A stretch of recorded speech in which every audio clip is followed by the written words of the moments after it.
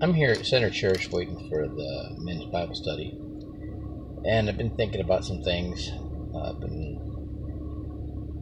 I listen to a lot of these YouTube videos on the power of attraction, and I caught one on Esther Hicks, and I don't really like her at all.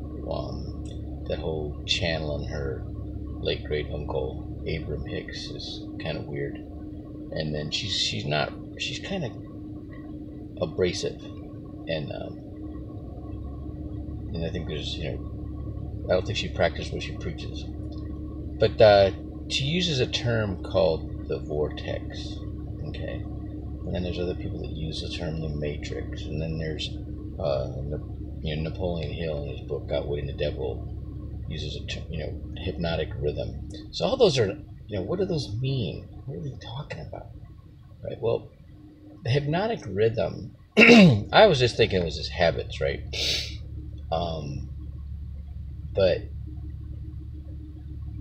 the Bridget Krause, who hosts the Mastermind Call in that book, talked about how the media understands that this hypnotic rhythm, and that's what they do, these catchy jingles and slogans, that are real easy for our minds to receive,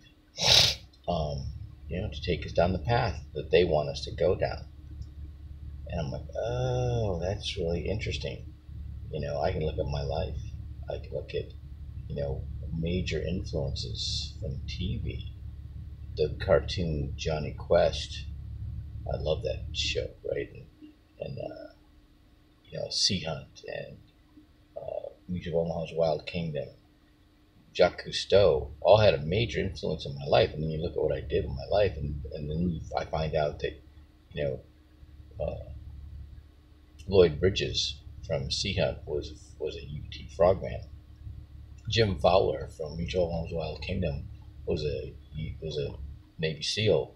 The character Race Bannon from Johnny Quest, the bodyguard, was written in to be a World War II UDT frogman.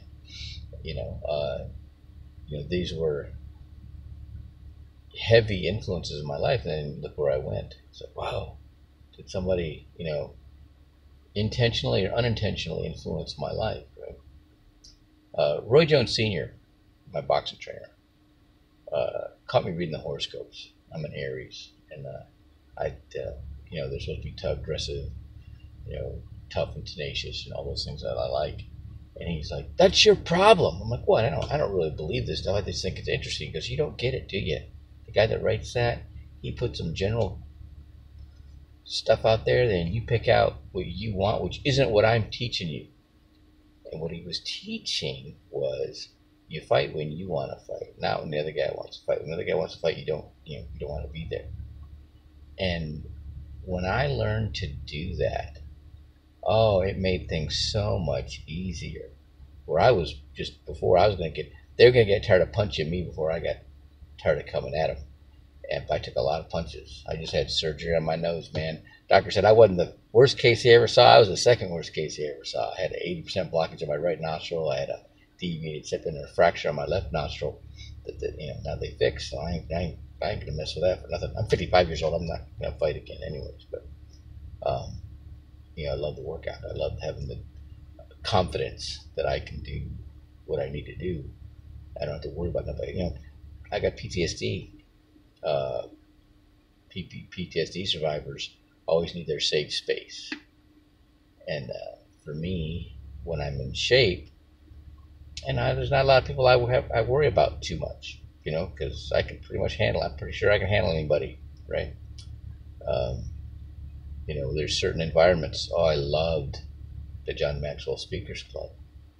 Bridget Krause just did an amazing job as the host of that event, making everybody feel valued and everybody feeling, just over the top,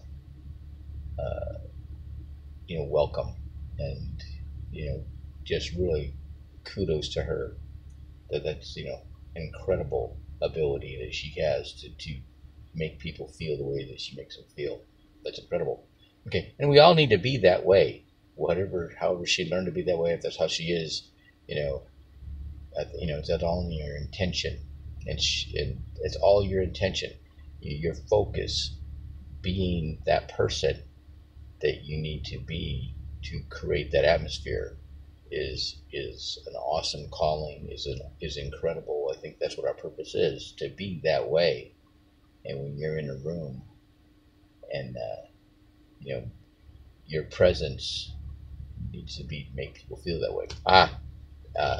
The Celebrate Recovery at the Family Church, those guys, they're a bunch of veterans, a lot of veterans in that group, and man, it's just so there's nothing I've done any worse than anybody else has done, and that's just a comforting feeling, that I'm not going to be so subjected to scrutiny about what a freak I